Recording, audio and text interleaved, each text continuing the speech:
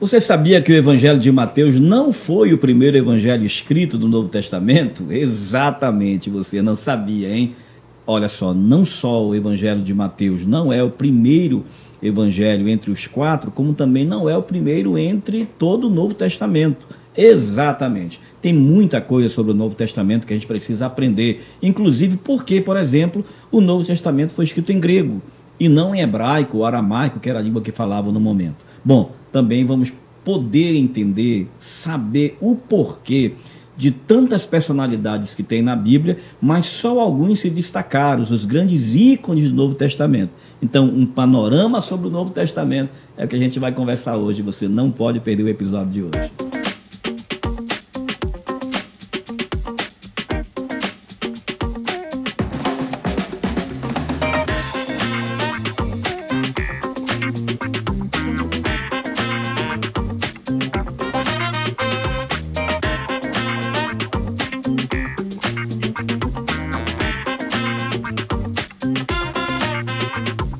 Olá, meus amigos, tudo bem? Bem-vindos a mais um episódio do nosso Intríade.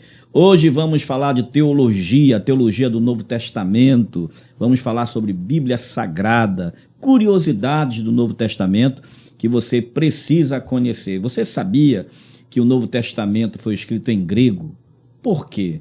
Qual foi o primeiro livro do Novo Testamento que foi escrito? Eu sei que você quer saber isso, eu também, todos nós queremos saber, e para isso eu convidei um teólogo especialista que vai conversar com a gente, falar sobre esses temas tão importantes. Eu estou falando do Giovanni Barbosa da Cruz, ele é aqui de Belém do Pará, viveu, né? Na verdade, no município de Santa Cruz do Arari, veio de lá, né? Do Marajó. O Marajó está tão em voga agora. É verdade.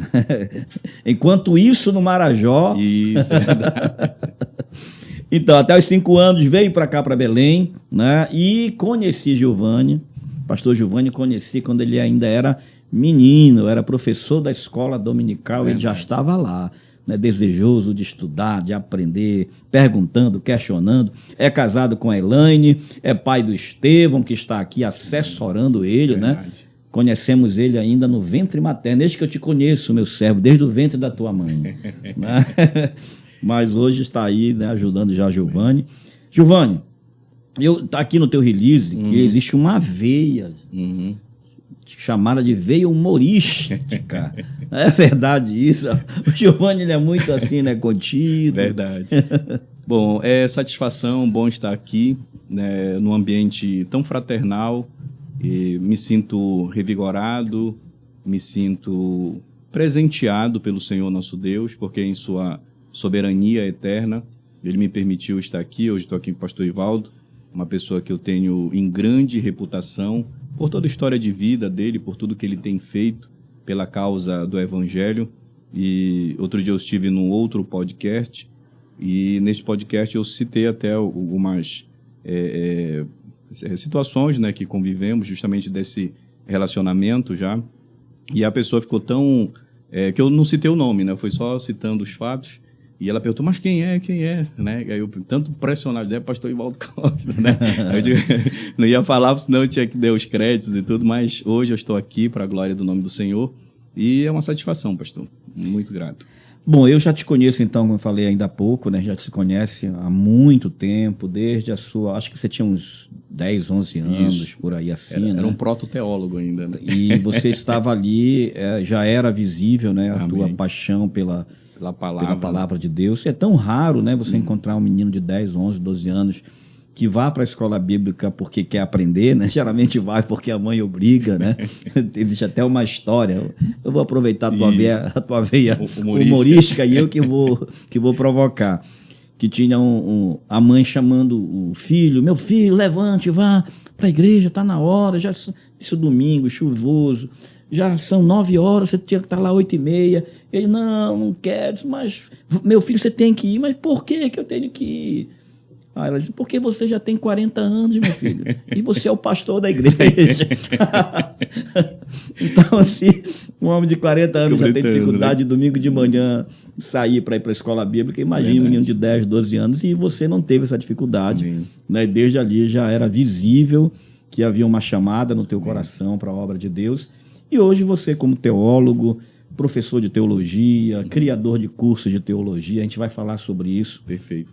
E quando eu sugeri, aliás, pedi a tua sugestão sobre tema para a gente bater papo, conversar, você trouxe então a ideia de nós falarmos um pouco sobre o Novo Testamento, sobre o Novo Testamento, um panorama sobre o Novo Testamento, que não começa no Novo Testamento, começa antes dele. Disso, então, eu queria abrir esse leque para você falar em que momento surge o Novo Testamento, especialmente o Evangelho de Mateus, por que o Evangelho de Mateus está no início, né, abrindo o Novo Testamento, quando ele não foi o primeiro livro a ser escrito. Está contigo a bola. Obrigado, pastor. Sobre a veia humorística, se ela aparecer ao longo, eu digo que sempre as pessoas surpreendem, porque quem me conhece assim de forma pública e não privada, sempre me vê desse formato que o pastor colocou aqui, em cima de um púlpito, ministrando, na frente de uma turma, ministrando uma aula, dando palestra e assim por diante, né? Mas aí, de vez em quando, vem essa veia humorística e a gente conta alguma das experiências. Mas olhando para a Bíblia Sagrada é um livro espetacular, é um livro que tem norteado a história da humanidade por muitos anos. Como o pastor colocou, são 2 testamentos, né? Um primeiro com 39 livros e um segundo com 27 livros. E esse segundo grupo de livros, né, que é interessante porque a palavra Bíblia, para nós, é sempre, no português, é no singular. Nós dizemos uma Bíblia, 2 Bíblias, mas no grego não. No grego, a palavra bibliar, ela quer nos expressar, ou ela traduz o sentido de uma coleção de livros, uma coleção de biblions, que são os livros. E o Novo Testamento, ele é composto justamente por 27 livros, divididos em categorias. E como o pastor Ivaldo colocou, do ponto de vista cronológico, o primeiro livro a ser escrito foi a carta de Paulo aos Gálatas, lá no ano de 49.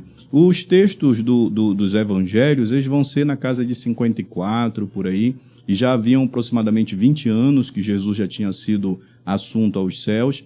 E o porquê, então, do livro de Mateus ter sido colocado como o primeiro? É porque o livro de Mateus, ele faz uma ponte com o último livro do Antigo Testamento, que é Malaquias. Porque o livro de Mateus, ele é escrito para judeus, ele é escrito com o intuito de apresentar Jesus como rei, profeta e sacerdote. Ele apresenta Jesus como um segundo Moisés. Jesus vai trazer uma reinterpretação da lei. Quando você olha para Mateus, por exemplo, ele não traz explicações de termos que ele subentende que o seu leitor imediato já conhecia. Por exemplo, ele usa a expressão oferta corbã. Ele não explica o que é oferta corbã. Você só vai ter essa explicação lá no livro de Lucas.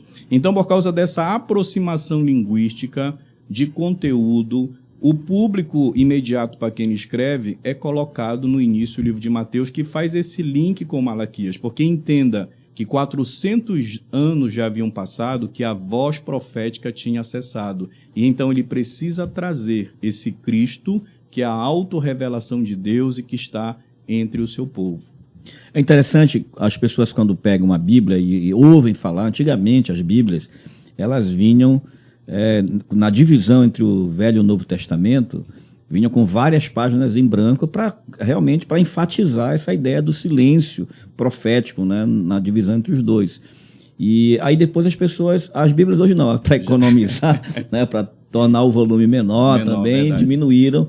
Né, um dia desses até a Joelma queria mostrar para Raquel, né, olha, aqui é o período interbíblico. Aí não tinha mais página em branco. Tinha né? irmãos antigamente que liam no branco, né? Não tinha essa tinha os profetas, né? Tinha os profetas branco, que eu leio no branco. Aí vem a veia humorística agora. Conta-se a história que no interior daqui do Pará, a gente está aqui no Pará, o pregador foi ministrar e por uma preguiça, alguma coisa, não estudou e foi pego, chamado.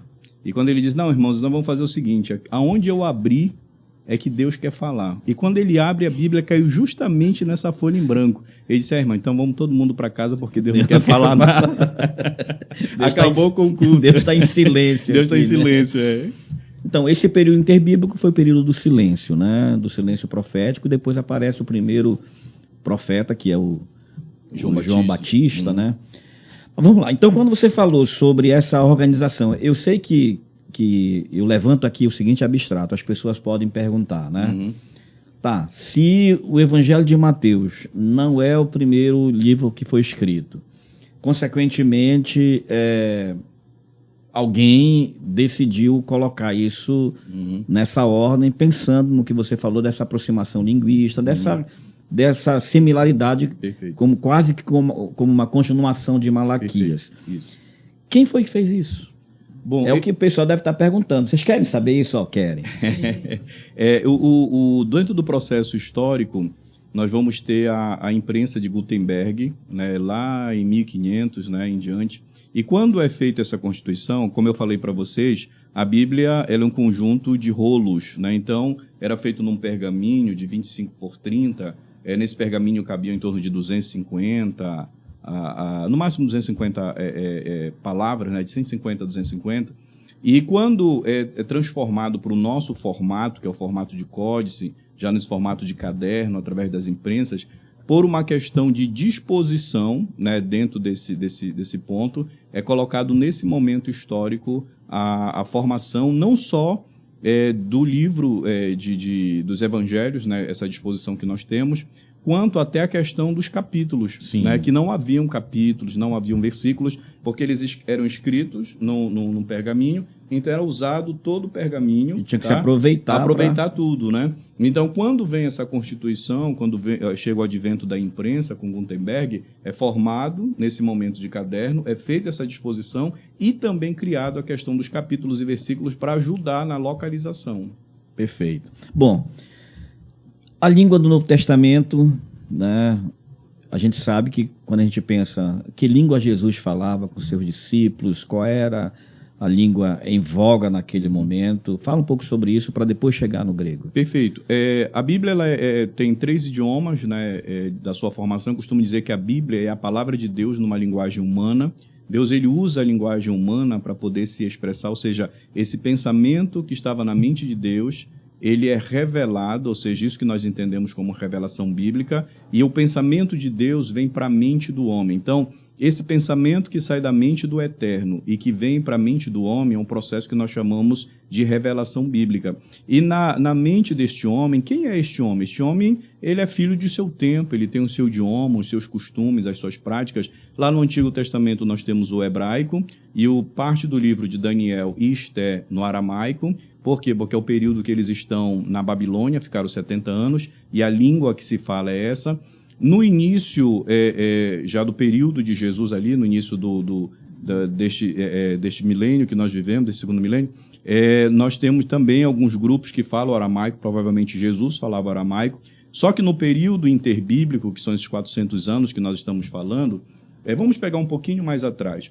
Quais são os impérios que nós temos dentro do processo bíblico? Nós temos primeiro o Império Assírio, depois nós temos o Império Babilônio, depois nós temos o Império Persa, que é da linguagem do hebraico, e depois nós temos o Império de Alexandre o Grande, ou Império Helenístico. É esse Império Helenístico que vai dotar, ou que vai legar ao mundo a cultura helênica, que é a questão da filosofia grega, a língua, que é o grego kiné, que nós chamamos, que é o grego comum, e até a questão do teatro e outros aspectos. E dentro desse processo, desse contexto, quando eles dominam a região da Palestina, Alexandre o Grande ele tinha uma prática de política externa, pastor Ivaldo. Diferente dos seus outros invasores, dos outros dominantes dos impérios anteriores, Alexandre o Grande não removia os líderes, como fez Nabucodonosor no Império Caldeu, e nem devolvia essas pessoas de novo para sua terra e fazia a tributação, como fizeram os persas. Mas Alexandre o Grande, o que ele fazia?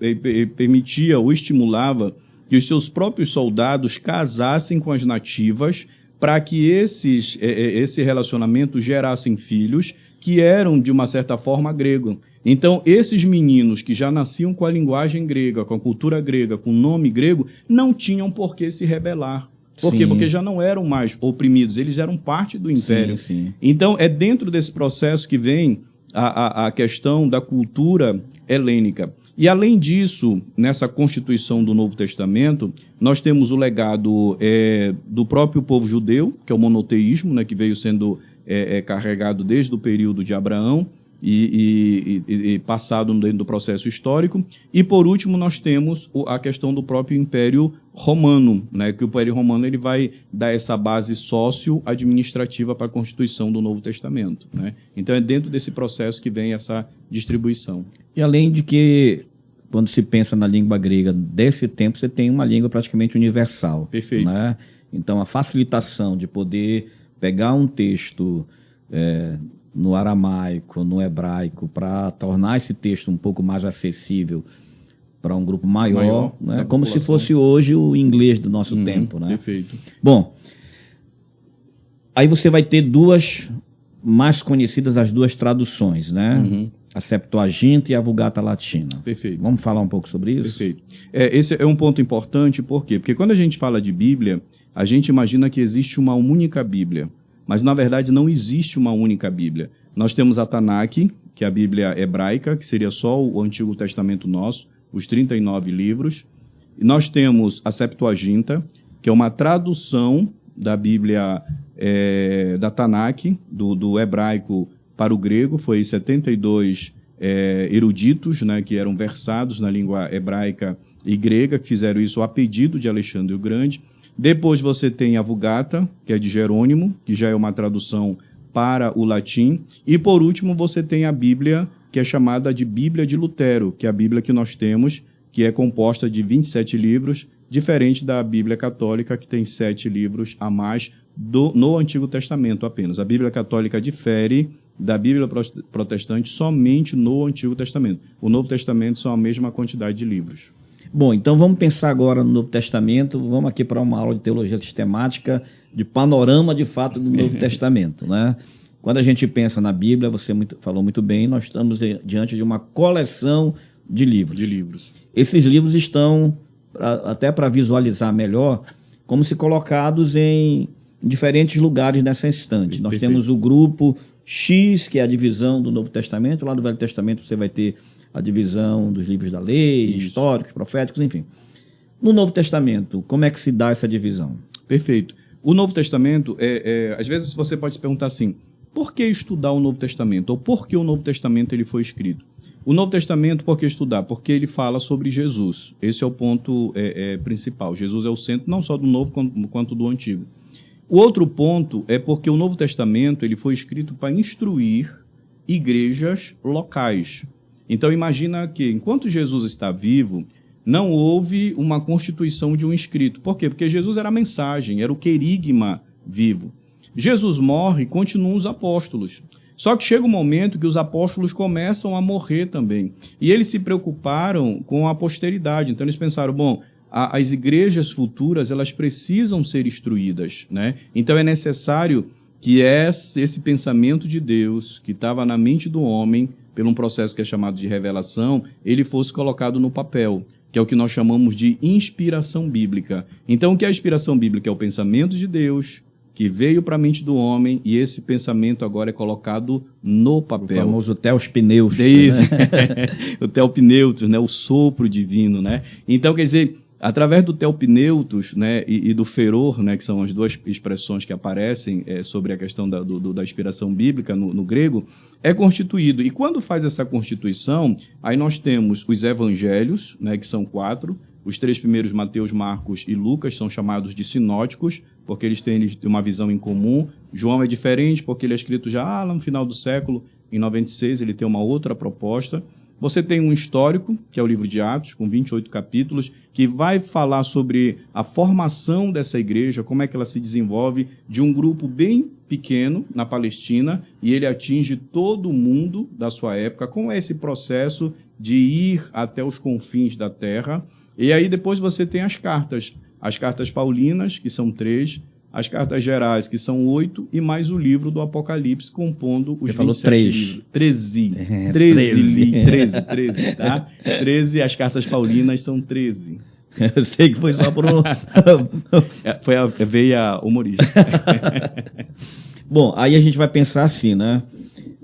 Acontece de muitas pessoas tirarem, por exemplo, do Evangelho, do livro de Atos, doutrinas, né?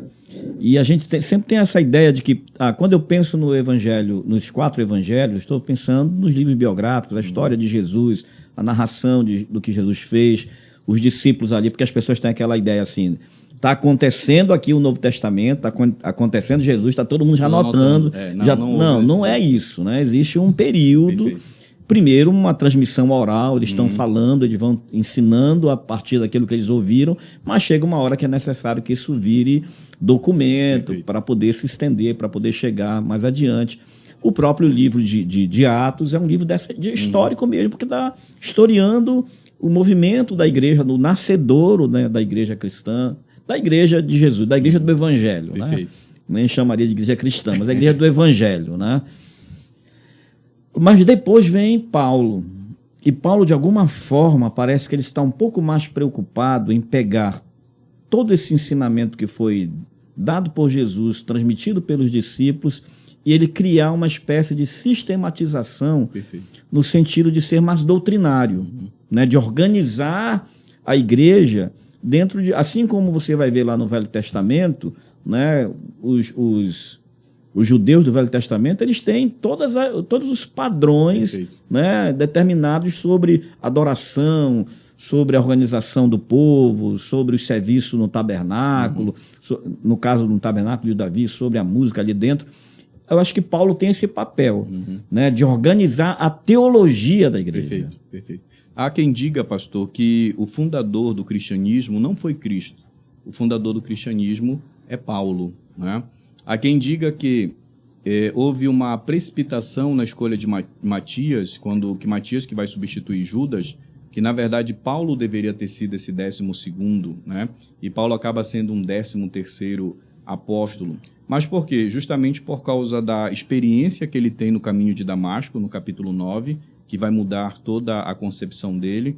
Outro ponto é porque Paulo ele é um cidadão de 3 mundos, do mundo grego, porque ele nasce na diáspora, ele nasce em Tarso, ele é formado em retórica, na filosofia grega, ele vem bem jovem para Jerusalém para estudar aos pés de Gamaliel. Paulo é de uma família muito abastada, Paulo é um poliglota, ele fala o hebraico, ele fala o grego, provavelmente ele tinha conhecimento do espanhol, porque a intenção dele era levar o evangelho até a Espanha, e ele queria usar Roma como uma base missionária, por isso que ele escreve a carta aos Romanos, no ano de 57, que é na 3ª viagem missionária dele. Então, por causa desse aspecto, eu costumo dizer sempre assim, pastor Ivaldo, que Deus usa aquilo que você tem nas suas mãos. O que Moisés tinha? Moisés tinha o cajado. Né? O que Davi tinha? Davi tinha a funda. E o que Paulo tinha? Paulo tinha a pena.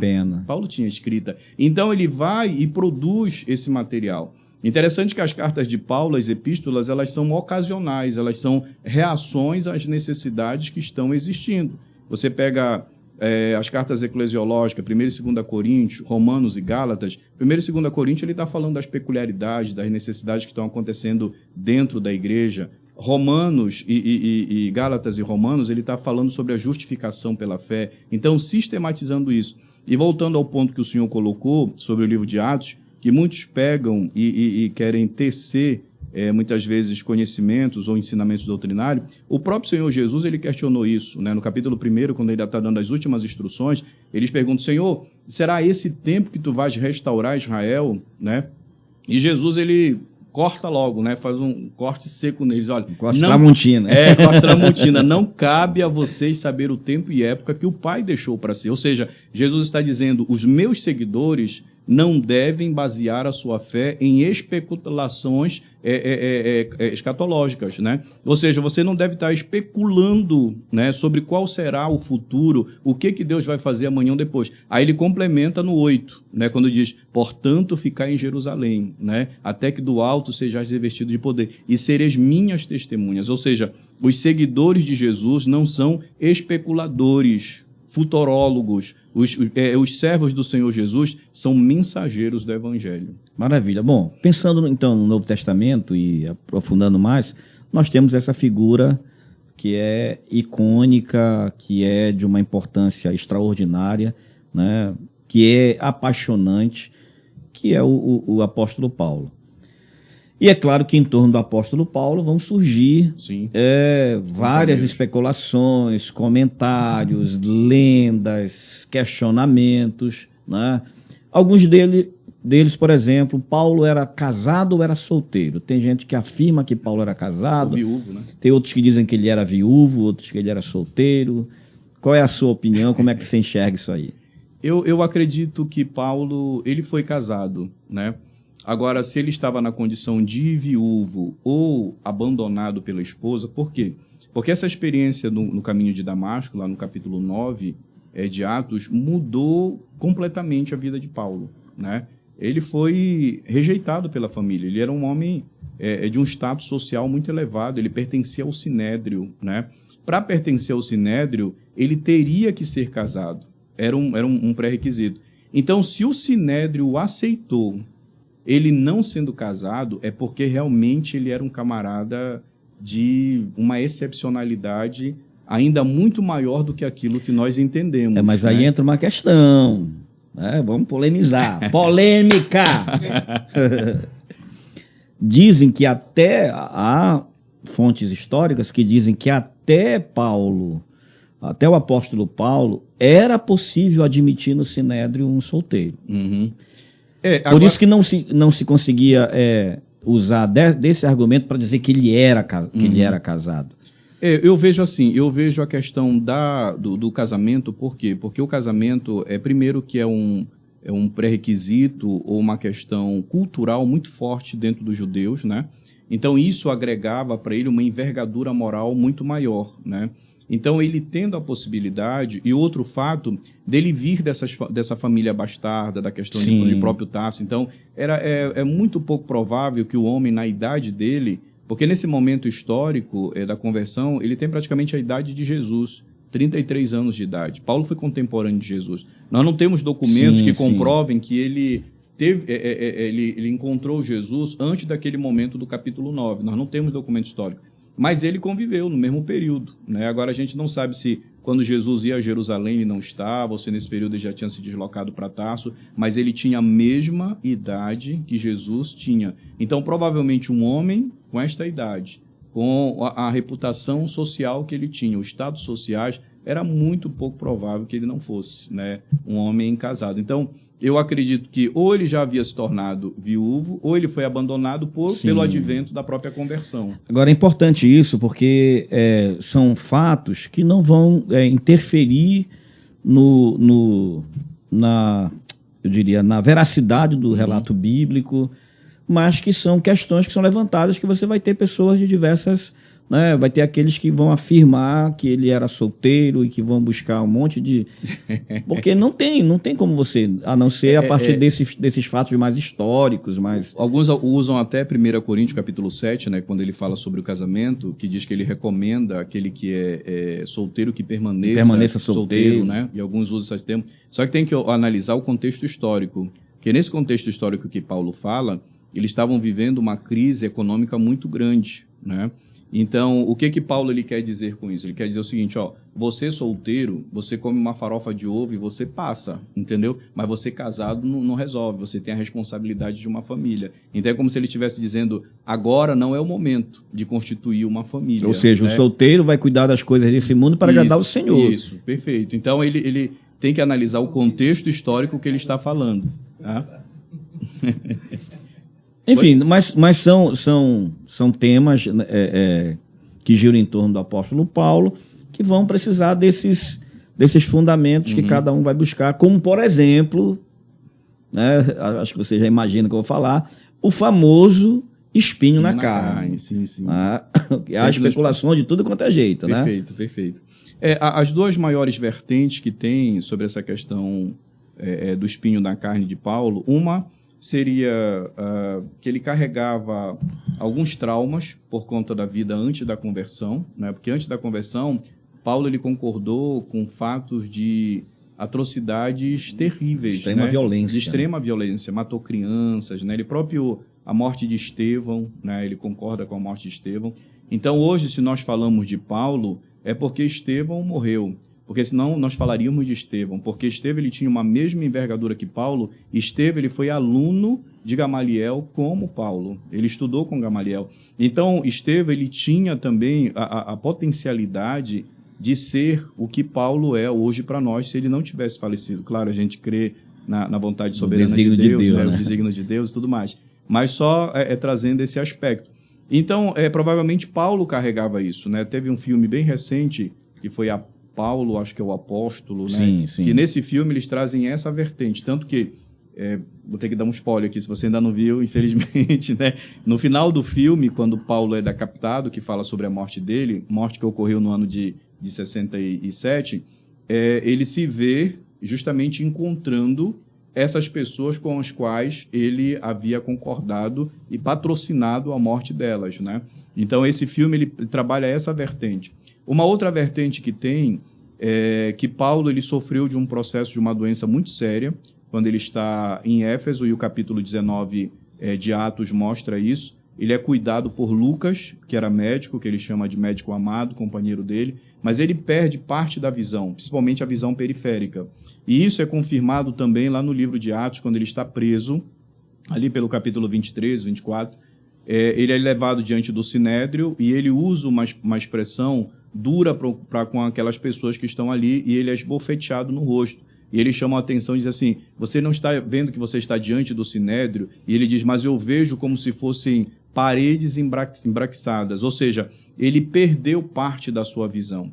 E eu, particularmente, eu sigo essa versão, porque imagina que um homem, como eu falei, que usava a pena, a escrita, e ele perder a sua visão, é algo muito angustiante, né? Tanto que no texto da carta aos Coríntios, ele diz que ele pediu por 3 vezes ao Senhor, e as 3 vezes foi negado, e foi dito ao Senhor: a minha graça te basta, né? Aí volto àquele ponto que eu falei para você: um homem de status elevado, de uma grande reputação, muito respeitado na sua nação, agora ele é perseguido pela fé que carrega. Depois que ele se converte lá em Damasco, para você ter uma ideia, ele teve que descer a muralha da cidade dentro de um cesto segurado por pessoas. A mesma cidade que ele chegou montado em um cavalo, próximo da cidade, é claro, e com uma escolta bem grande atrás dele, com carta e autorização do Sinédrio, que era o tribunal para questões religiosas daquela época. Agora ele tem que fugir dentro de um cesto, né? Ele é rejeitado quando chega em Jerusalém,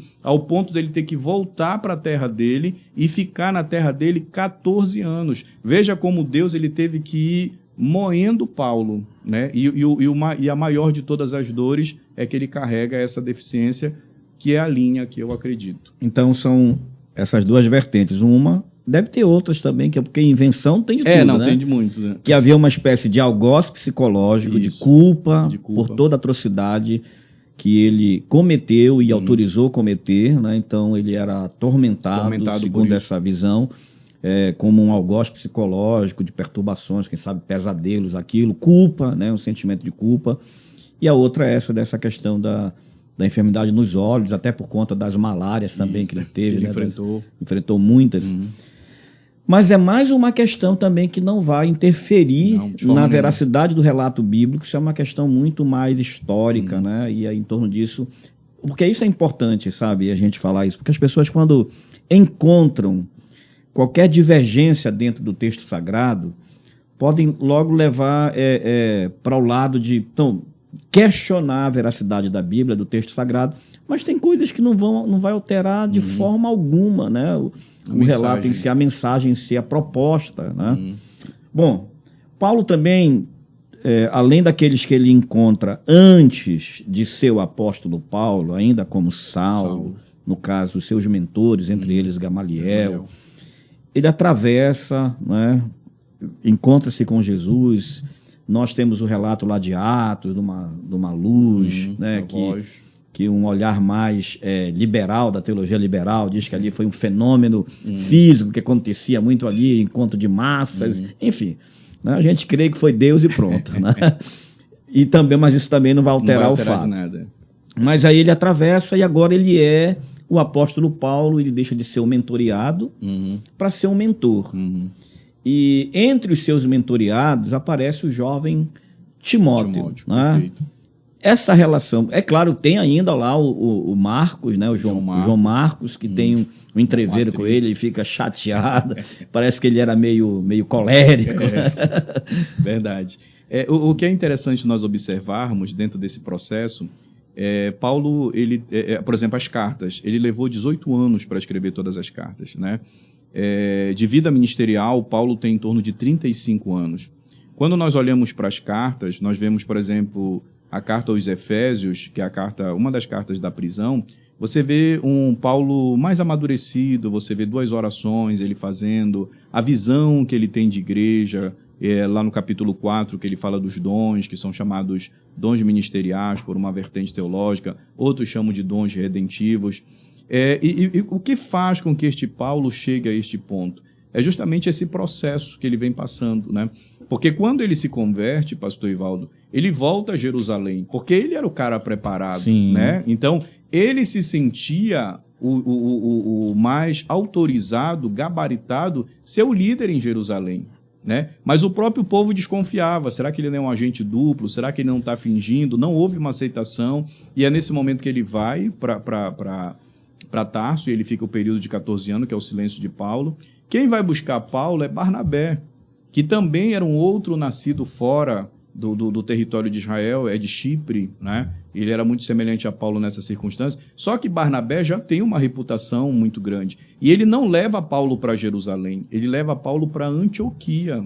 Só no capítulo 13 de Atos, quando eles estão orando, Paulo já está trabalhando provavelmente uns 2 anos lá na igreja, que o Espírito Santo diz, separa para mim Paulo e Barnabé para a obra. Quando eles vão para a primeira viagem missionária, que é naquela região da Galácia do Norte, vai Barnabé, vai João Marcos, que é sobrinho de Barnabé, que foi o autor do livro de Marcos, porque ele era discípulo de Pedro. E nessa questão desta viagem, há um desentendimento. Porque, segundo os estudiosos, João Marcos era um pouquinho obeso, acima do peso. Sim. E aquela região é uma região muito montanhosa. Eu não vou me meter nessa. Aí ele sentiu dificuldade, ele disse, não vou enfrentar. E ele vem embora. E Paulo fica muito chateado por isso, por causa da desistência dele. E nessa viagem, na cidade de Lista, né, tinham 2 cidades muito próximas, Lista e Derbe, alguns afirmam mais categoricamente que foi em Lista, ele encontra o jovem Timóteo, né, que tem mãe e avó judaica, né? Ele tem essa formação e ali ele se converte. Já na segunda viagem missionária, que Paulo o traz para estar junto com ele como seu assessor. O que é interessante é que o pai de Timóteo, ele é grego, né?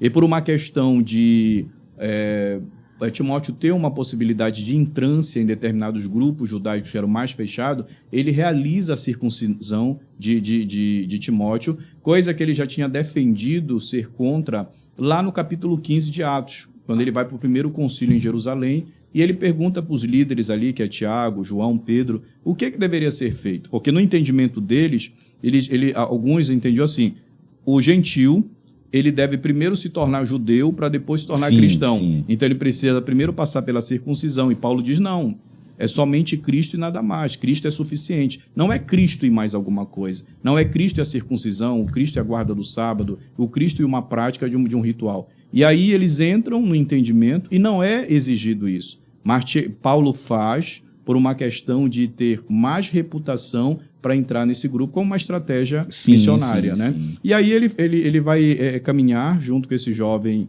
Timóteo, que era evangelista, ele era mestre e era pastor, tinha os 3 dons na sua vida. Ele se torna pastor em Éfeso, que é a mesma cidade de Éfeso que João vai falar lá nas suas cartas. Imagina essa igreja em Éfeso, fundada por Paulo, capítulo 19 de Atos, pastoreada por Timóteo e pastoreada por João.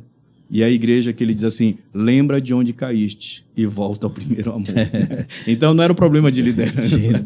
Pastores bons eles tinham, Bom, Timóteo então mentoreado por Paulo, mas Paulo, você citou a respeito do cuidado que Lucas teve com ele por ser médico. Uhum. E eu acho interessante porque acho que aqui entra em voga aqui a ideia de a gente pensar na liderança, né? E nos papéis que cada pessoa vai exercer no reino de Deus. Você olha para Paulo emerge aí como essa figura muito, muito importante do Novo Testamento. E ele teve ao lado dele um dos escritores dos 4 evangelhos, que foi Lucas. Perfeito. Não é?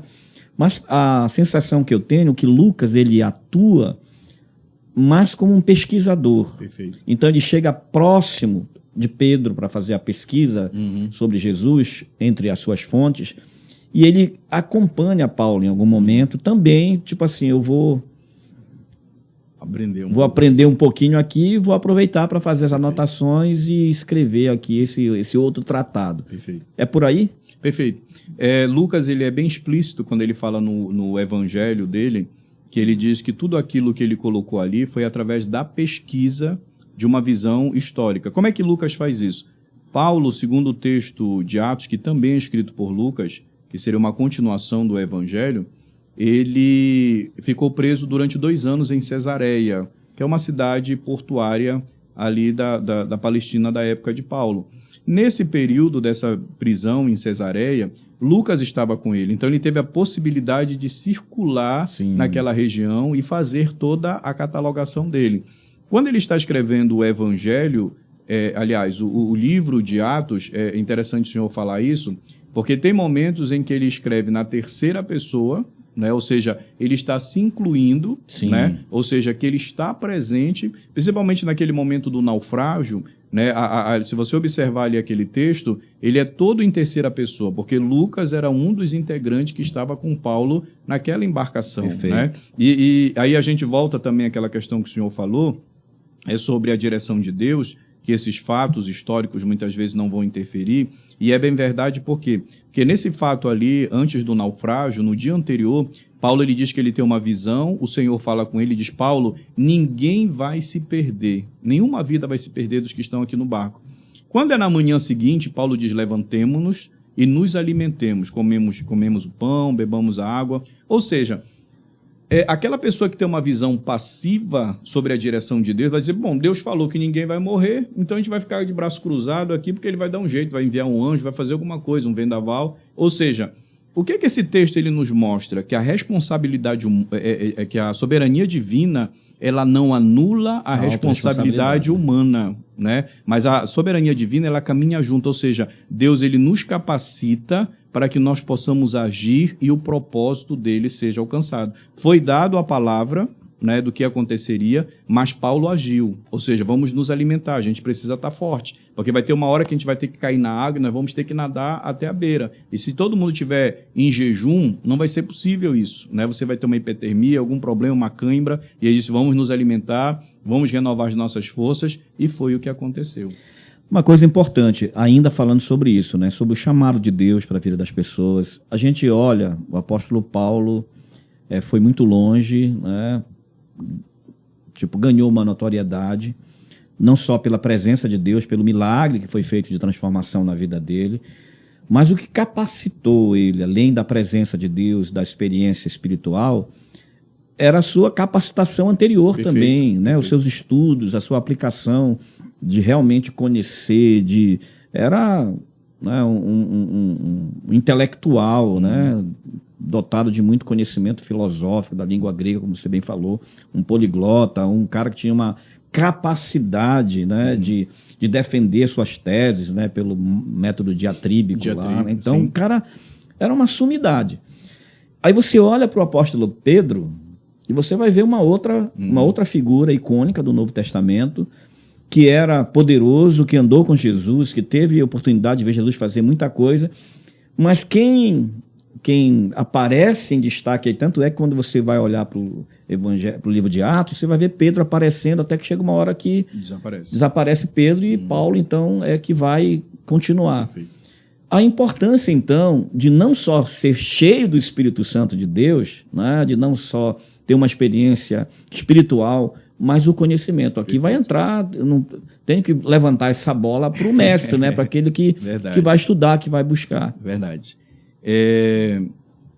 Pastor, eu digo sempre assim, quando nós olhamos para os prédios das grandes metrópoles, prédios de 40 andares, 60 andares, mas você vê que esse prédio ele tem 2 andares para baixo, que são a fundação, né? Ou seja, quanto maior a fundação, mais alto chega um prédio, uma construção. Em segurança. Em segurança.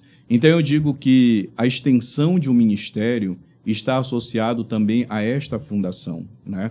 Eu gosto de uma frase do Lô Borges, que é do grupo da Esquina, lá de Minas Gerais. Nós temos um mestre na música aqui, acho que ele deve conhecer bem, né? É o grupo lá da Esquina, que ele diz assim: o tempo que a abelha passa produzindo mel a abelha fazendo mel é tão vale importante. O tempo que não voou. Isso, né? Então por quê? Já me cancelaram os crentes. Porque para uma ave, para um ser que voa, um pássaro, ser plena é estar voando, é viver a plenitude. Mas ela tem que abdicar daquele momento para poder produzir. Conta-se a história sobre Abraham Lincoln, que um dia ele está participando de um campeonato para derrubar uma árvore, né? Ele era lenhador, e ele já está numa idade mais avançada, e tem um competidor que fica na final com ele, que era bem jovem. E o competidor batendo, e Abraham Lincoln aqui parava, amolava o machado dele, e de repente a árvore de Abraham Lincoln cai, ele vence a competição. E o rapaz que não tinha parado em nenhum momento fica tão angustiado, diz: mas como pode? Tinha momento que eu olhava, você estava parado e eu não parei em nenhum momento. Ele disse: porque a determinada quantidade de golpes, né, o machado vai perdendo o fio. E quando eu amolava, os meus golpes eram mais precisos, mais produtivos que o seu. Ou seja, tem momentos que, apesar de nós querermos voar, nós temos que parar e produzir mel. Tem momentos que, apesar da gente querer continuar cortando, a gente tem que parar e amolar o machado. E isso é se preparar, né? E Paulo, ele sempre foi um homem desse, ele era tão apegado aos estudos que quando lá em Timóteo, ele manda buscar Timóteo, que ele manda buscar também João Marcos, porque depois ele se acerta com João Marcos, viu, gente? Eles não ficaram brigados, não. Né? Se reconciliaram. E ele manda buscá-los, e ele diz assim para Lucas: traz os meus escritos, ou seja, traz os meus livros. Em nenhum momento ele deixou de estudar, em nenhum momento ele deixou de se preparar, né? E é necessário. E nós que trabalhamos a palavra, pastor, às vezes as pessoas elas têm uma visão errônea, de dizer: quanto mais eu estudar, eu vou me afastar e vou me tornar frio, né? Algumas pessoas até brincavam, diziam que quando a pessoa ia para uma faculdade teológica, que não era seminário, era cemitério, né? O camarada ia morrer. A gente ouviu isso lá na nossa primórdios, né? Muito, né?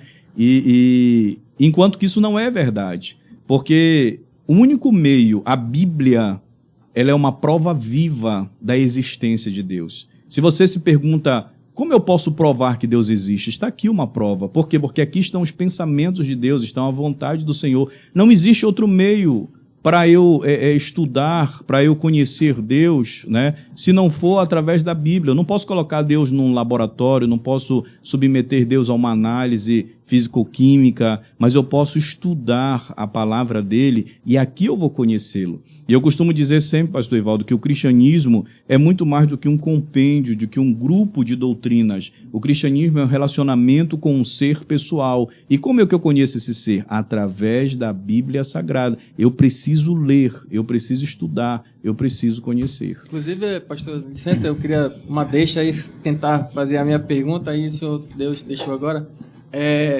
Eu tive a oportunidade de estudar também num seminário, não vou mencionar o nome, mas, e assim, eu lembro que na primeira aula de Antigo Testamento, o professor entrou na sala e falou assim: olha, acabem com esse negócio de querer acreditar em tudo que está na Bíblia. Tem coisas lá que não aconteceram, é só uma alegoriazinha. Então eu queria saber assim, o que o senhor pensa a respeito disso. E uma outra pergunta que surgiu aqui, que a Raquel perguntou, como se deu essa questão dos livros apócrifos, né? Por que não entrou na Bíblia evangélica? Quem determinou que não entrasse? Uhum. Como é que funcionou isso? Perfeito. Vamos lá. Essa visão que você acabou de colocar é porque dentro da teologia nós temos 3 vieses, né? Nós temos a teologia que nós chamamos liberal, a neoliberal, né? E a ortodoxa. O que diz a teologia ortodoxa? Ela diz que a Bíblia é a palavra de Deus. Nós acreditamos na inspiração plena e verbal. Plena é de uma capa a outra capa, né? E verbal porque é palavra de Deus aqui. A teologia neoliberal ela vai dizer que a Bíblia se torna a palavra de Deus. E outros vão dizer que a Bíblia contém a palavra de Deus. Talvez essa visão dele é justamente este ponto. Algumas coisas são palavra de Deus e outras coisas não são palavra de Deus. Agora a minha pergunta é como é que ele consegue fazer essa divisão? Onde ele pode me apontar e dizer isso é palavra de Deus? E isso não é palavra de Deus, né? Porque tudo que nós percebemos e vemos é inspirado, é confirmado. Tanto que o autor do Antigo Testamento, ele sempre se coloca numa terceira pessoa, né? Numa segunda pessoa, sempre como um observador. Né? Então ele diz assim, Deus faz chover, Deus faz surgir a planta, Deus faz o bem. Tanto que eles entendem que o bem e o mal vêm de Deus. Deus é a fonte de todas as coisas. Então não tem como fazer essa separação. Outro ponto dos apócrifos. A palavra apócrifo, ela vem de duas expressões no grego. Apó, que é uma preposição, né? Saindo ou partindo de, e krifos, ou que vem de grafê, de escrita, tá?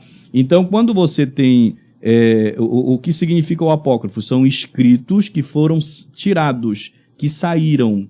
Eles saíram da onde? Saíram de uma coleção de livros. Então vamos voltar de novo àquela analogia que eu falei para vocês. Tudo está na mente de Deus, aí Deus revela isso para a mente humana. Esse homem, ele coloca isso no papel, são os escritos. Só que haviam outros escritos, e alguns que se declaravam ser inspirados. Então, nós precisaríamos colocar uma coleção dos verdadeiros escritos. E essa coleção dos verdadeiros escritos é chamado de canonização, entendeu? Então, a canonização é quando nós reunimos os escritos que verdadeiramente são inspirados. O que é interessante, que o Antigo Testamento, ele é realizado no concílio de Jamnia, que é uma cidade que tem próximo, dentro da Palestina.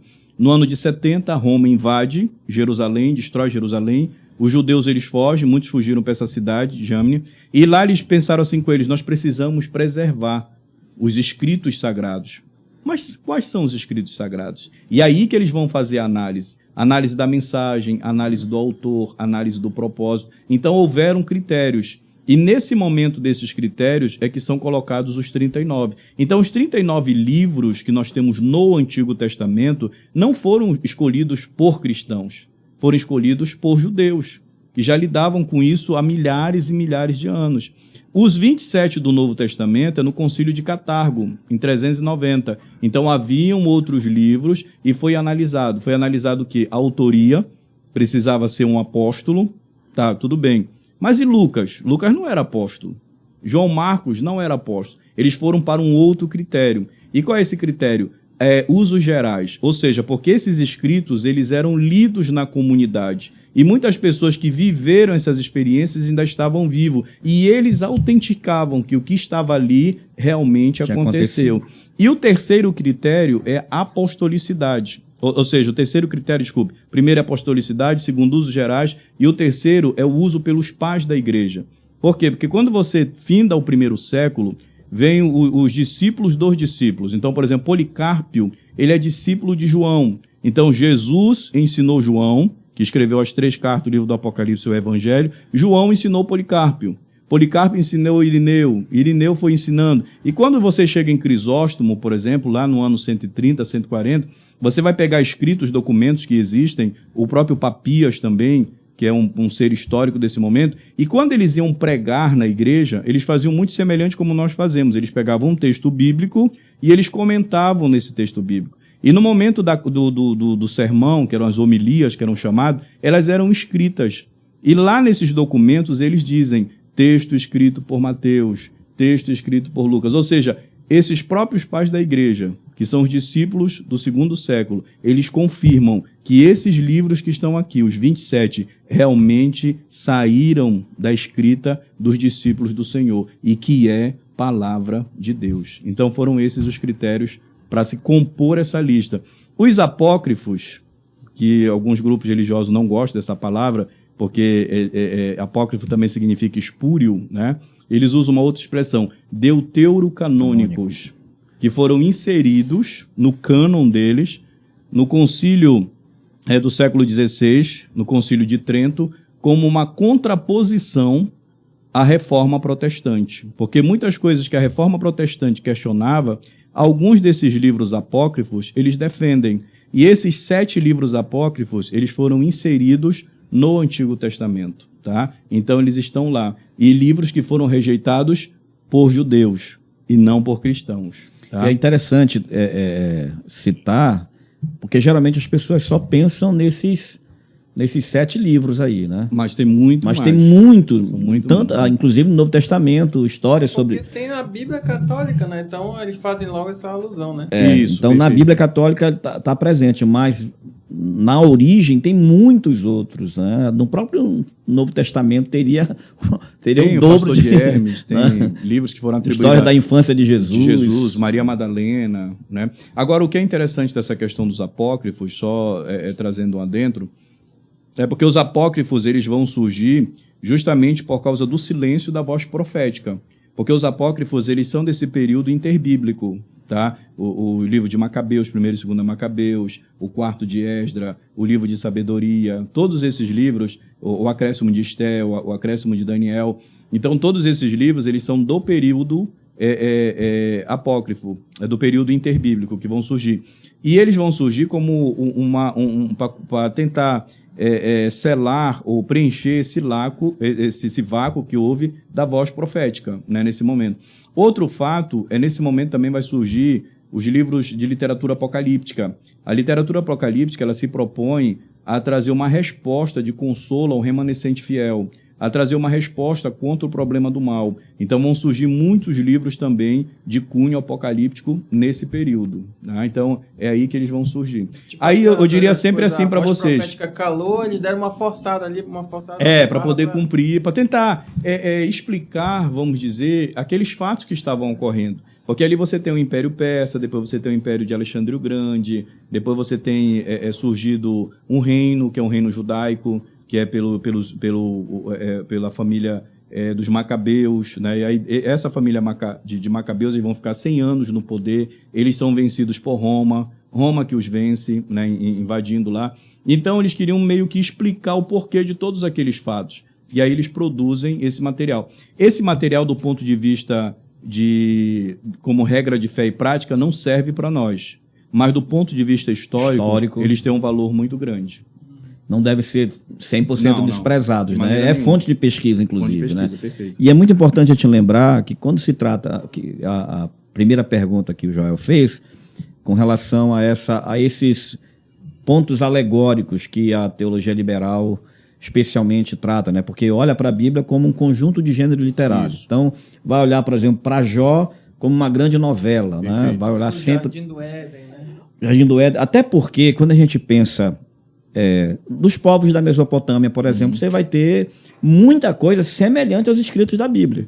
Né? Existe um autor do nosso tempo hoje, não sei se você conhece, o André Henke. Sim. O André Henke, ele fez uma tríade de livros, entre eles os outros da Bíblia, e ele vai tratar justamente sobre esses outros povos que contam também as suas histórias, inclusive sobre a criação do mundo, sobre a trindade, né, essa trindade de deuses, e pode dar aquela sensação, e talvez isso deu pano para as mangas para os da teologia liberal, de mostrar que a Bíblia também é um gênero literário semelhante. Só que não é, quando a gente olha para a Bíblia como a palavra de Deus, para aquilo que nós acreditamos como a inerrante palavra de Deus, nós vamos ver que, apesar de haverem alguns pontos semelhantes, você vai ver, aprofundando o estudo, que chega um momento que você vai ver que existe um fator de divisão e de autenticação do texto sagrado, né, para validar aquilo que de fato é a palavra de Deus. Porque vai ficar muito difícil, né? Se tratando, por exemplo, do cânon sagrado, seria outro programa. Né? A gente ia tratar sobre a constituição do cânon, quais são todas esses critérios utilizados, foram né? Vários concílios, o que é o cânon, como que... inclusive falando novamente lá da Septuaginta, da Vulgata Latina, enfim, é muita coisa. Isso aqui, né? Só chamando um ponto dessa atenção que o pastor Ivaldo colocou, das culturas, eu fiz um trabalho com os araus, que são esses índios que vieram da Venezuela, logo que eles chegaram aqui. Então, esse grupo que veio da Venezuela para cá, em função desse desastre socioeconômico que houve na Venezuela, vieram 2 grupos, os crioulos e os araus. Os crioulos são aqueles que têm estudo, alguns são professores, eles conseguiram até se inserir aqui em algum âmbito econômico. Os araus, eles são mais do interior, são índios mesmo, e eles vêm com chefe de tribo e tudo mais. E eu conversei com um deles, e eles contam uma fábula, uma lenda do povo deles, Eles dizem que um dia houve uma grande enchente, isso é passado de geração em geração, e eles só se salvaram porque eles subiram numa árvore muito alta. Por isso que ainda permanece esse povo. Quando ele falou sobre esse fato, essa lenda dele, eu conectei com o quê? Com um dilúvio, né? Então veja que em diversas civilizações, aí nós temos a epopeia de Gilgamesh, que fala sobre isso, que é um conto babilônico, ou seja, em diversas culturas tem esse posicionamento, né? Ou seja, mostrando que realmente houve o fato e que cada grupo vai perceber o fato da sua maneira, da sua forma, né? Então, esse é o ponto que a gente precisa entender. E a outra questão é o quê? Que este homem que recebeu a revelação de Deus, ele tem uma limitação.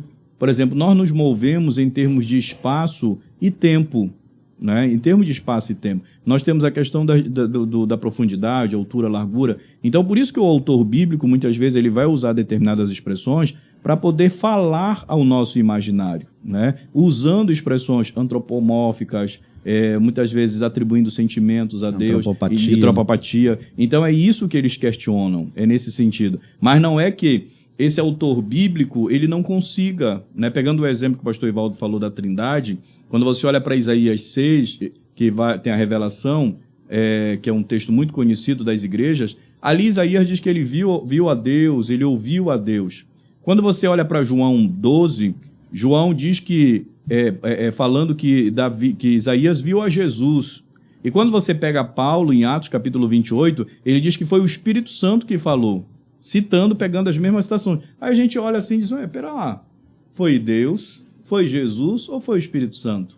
Foi os três, entendeu? Porque ele viu Deus Trindade. Só que como ele não tinha essa concepção, porque ele traz a raiz de Deuteronômio capítulo 6, um único Deus, né? Ouve, pois, Israel, o Shema. Então ele não tinha como. Então aquilo que ele viu, ele relata como Yahvé, né? Mas dentro do processo, né, de desenvolvimento da revelação, porque a revelação ela é progressiva, João entendeu isso. Paulo entendeu isso. E Paulo muito mais porque ele já tinha a presença do Espírito Santo. O Espírito Santo tinha vindo no capítulo 2, né? Nós temos uma vantagem hoje em relação aos autores bíblicos, os personagens bíblicos, porque nós temos os 66 livros, nós temos a analogia da Escritura, nós temos uma história de 2000 anos de cristianismo, nós temos a analogia da fé e nós temos a presença do Espírito Santo conosco, que nos ilumina em tudo isso. Então, a gente não pode perder para ninguém. Agora, para encerrar, vou fazer uma pergunta que ontem uma criança fez, né? Ela perguntou para o pai dela não conseguiu responder e vou perguntar para o pastor, colocar em público aqui agora. Olha a curiosidade da criança, acho que o Lucas deve ter uns 9 anos, 10 anos, não lembro bem. Que língua Adão e Eva falou? Qual era a língua que eles falavam? Porque todo mundo já, quando olha para a Bíblia, olha para o Velho Testamento, né? Só que ela olha para os escritos do Velho Testamento. Então, quando ela olha para os escritos do Velho Testamento, ela vai olhar e entender que é o hebraico, e a gente até cita o aramaico, mas como você falou, das porções são tão pequenas que quase nem se cita. Aí pensa, Moisés, Abraão, eles viviam dentro de uma cultura, entre os sumérios, toda aquela cultura da Mesopotâmia, e tinha a língua daquele momento que, né, até realmente chegar no hebraico. E Adão e Eva, olha só a situação. A linguagem naquele momento era uma linguagem semítica, porque essas linguagens elas são muito parecidas, elas vão variar pequenas coisas, né? Mas é uma linguagem que a gente chama de uma linguagem semítica que você vai encontrar. Esse formato que nós temos hoje, o formato das consoantes, das vogais, elas vêm dentro do processo. Eles usavam, na verdade, elementos, figuras, né? Figuras da própria natureza para representar aquilo que eles tinham. No caso lá de Adão e Eva, eu vou sair aqui pela tangente para o Davi, eu vou dizer que ele usou a linguagem do amor, né? porque ele olha para Eva e diz assim, essa é o osso dos meus ossos, né? Porque a primeira fala que a gente vê de Adão é no momento que ele encontra Eva, ele não tem fala antes, né? É o Senhor que vai, se dirige, o Senhor que atribui, dá responsabilidade para ele, mas a primeira expressão que ele tem de se comunicar mesmo é quando ele se comunica com esse outro ser, né? Tanto que ele diz assim, essa é o osso dos meus ossos e carne da minha carne, será chamado varão porque do varão foi tomado, né? Mas esse idioma mesmo, pastor, eu vou ficar devendo pro Lucas. É Lucas o nome dele? É o Lucas. Na verdade, né, eu respondi para ele o que você está respondendo. Não, tentei levar toda... É uma criança, não dá, né? É verdade. Mas não existe registro que vai dizer qual era o idioma, né? É a mesma coisa que você dizer em que idioma Deus falou com Adão e Eva. Verdade, né? verdade. Até porque, se formos pensar em Adão e Eva antes do pecado, tem uma concepção, tem uma... Né, inclusive até... Aí vai entrar todas as especulações do mundo, que Adão e Eva, antes do pecado, tinham uma capacidade cognitiva, uma capacidade cerebral de utilização do cérebro fantástica, tanto é que Deus manda Adão nominar todos os... Né, administrar todo o jardim, sem ter computador, sem ter... Era um ser muito mais celestial, né? Então era muito mais, tinha muito de Deus nele. Humano, né? Exatamente. Então quando ele peca ali, provavelmente, é claro que aqui a gente pode criar uma santa heresia aqui se a gente quiser, né? Não vamos criar. Mas há muitas possibilidades. Depois que Adão e Eva pecam ali, perdeu muito, né? Perdeu muito do senso de direção, de moral, de orientação que estava neles pela presença do próprio Deus nele, né? Deus diz, passamos o homem conforme a nossa imagem e semelhança. Então eles têm ali realmente uma reprodução de Deus na vida deles, né? Então vamos ficar devendo Mas se tiver alguém de repente, né? Tem alguém com alguma heresia particular... Deixa eu só dizer uma coisa, né? pro Lucas. Lucas, Deus te dizer, o Jardim do Éden, né? Ele era também chamado de paraíso. E o que faz um jardim ser um paraíso não é a quantidade de fauna que tem, a beleza dos animais, né? A segurança do local, mas é a presença de Deus naquele local, né? Então, que tudo que você tem de bom, né? Que você possa ser guardado e protegido com a presença do Senhor, porque você terá muito mais do que um jardim. Você terá um paraíso e a sua vida será um paraíso para a glória do Senhor. Essa foi boa, né? Essa foi boa. Mas é interessante, né? Eu acho fantástico uma criança ter esse tino, né? Esse insight. Como será que eles falavam? Até porque quando a gente pensa, né? Como eu falei ainda há pouco, as pessoas geralmente olham para a Bíblia e estão muito restritas ao que o texto sagrado fala, mas não só isso, ao que é dito às vezes na igreja. Perfeito. Então, por essa falta que a gente falou lá, quando estava falando sobre Paulo, de uma maior pesquisa, as pessoas esquecem que o povo de Deus, o povo de Israel, conviveu com outras nações. Quando a gente fala, você falou de monoteísmo, né? Será se, olha só para provocar, será se Abraão era monoteísta? Ou ele era politeísta? Acho que ele se torna. Né?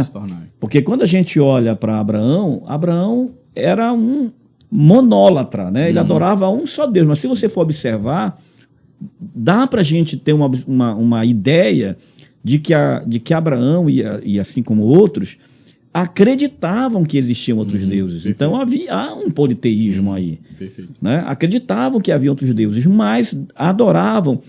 O monoteísmo foi se desenvolvendo, Perfeito. mesmo no meio do povo de Israel. Perfeito. Quando elimina, tanto é que quando você vai ver, quando Moisés sobe o monte, que ele vai passar 40 dias lá do monte, o povo que está aqui, impregnado da cultura ainda do Egito, quer criar um Deus ali para representar, para estar diante dos olhos dele. Então, esse povo era politeísta. Perfeito.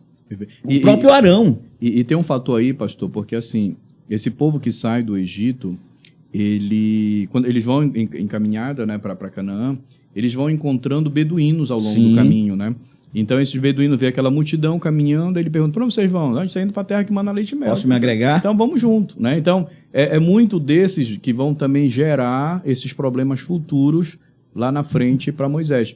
E quando Moisés faz os 5 discursos, que são a composição do livro de Deuteronômios, um do chamado dele é justamente isso. Ele diz, eu estou preparando vocês porque vocês vão entrar em uma outra terra e lá eles têm outros deuses. Tanto que ele consolida, né, no Shema, no Deuteronômio 6,4, dizendo, ouve, pois, Israel, só existe um Deus e tudo. Ele vai sempre bater nesse ponto, para não deixar que eles sejam influenciados pela cultura religiosa ali de Canaã, mas infelizmente... Até porque o processo do deserto de purificação dos 400 anos que esse povo passa no Egito, isso, né? Contaminado por toda a cultura religiosa, econômica, modo de vida, enfim, todo o conjunto de cultural do Egito está impregnado nesse povo. Perfeito. O deserto é um processo de purificação, né, para eles também.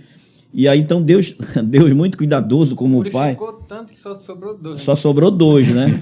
Então, esse povo está sendo alertado justamente por isso. Olha, eu já consegui fazer uma limpeza do que vocês viveram lá. Agora, eu vou fazer uma limpeza preventiva, né?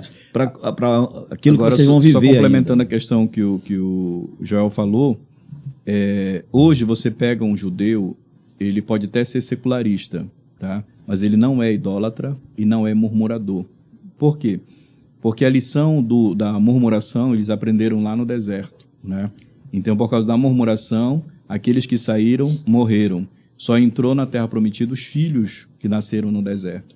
E a segunda lição da idolatria, eles vão aprender justamente no exílio da Babilônia, né? Então, foram lições muito duras que eles aprenderam na história e eles carregam isso consigo, que tanto você não vê um judeu murmurador e um judeu idólatra, porque foi aprendido ao longo desse processo, né?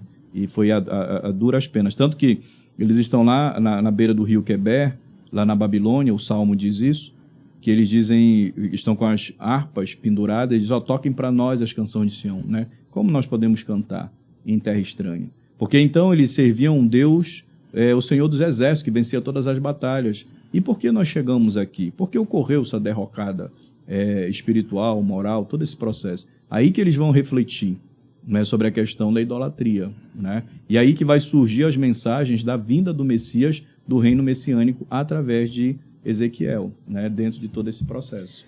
Bom, gente, o horário já estourou, né? O tema a gente já foi lá para o Velho Testamento, a gente já fez todas as viagens que a gente podia fazer, apócrifos, né? Falamos do Novo Testamento, que essa era a proposta, mas é claro que quando a gente fala do Novo Testamento, nós estamos falando de parte de um conjunto maior, que é toda a Bíblia, né? Perfeito.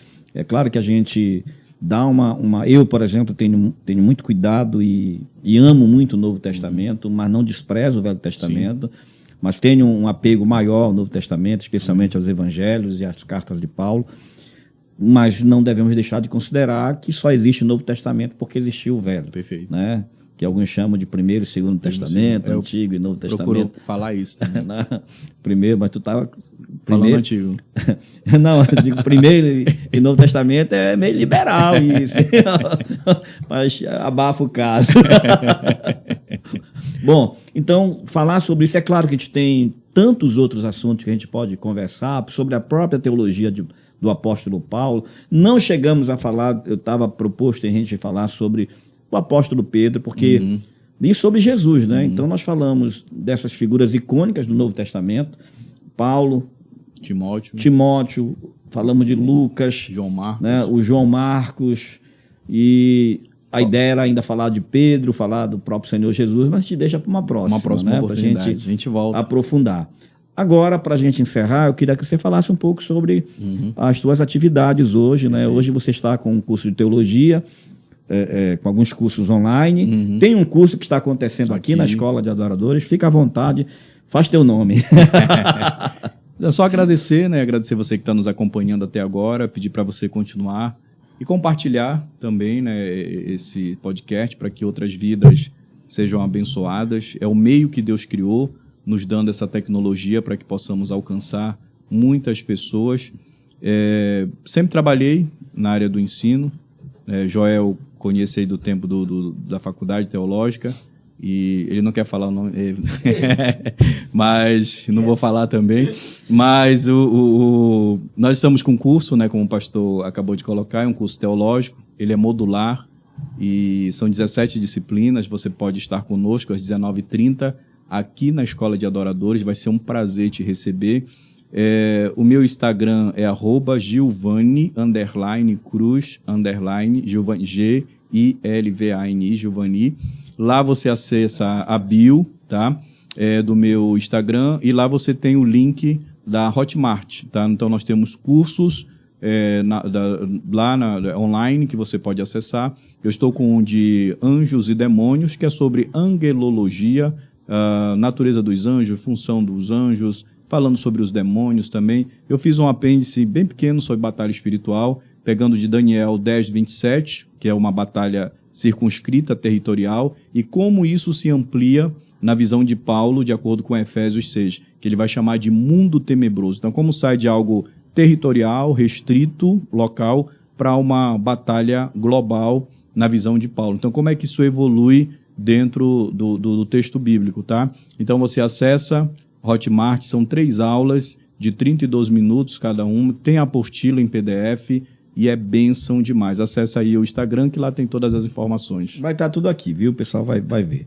Bom, legal. Vocês não falaram o nome do seminário, mas eu vou falar.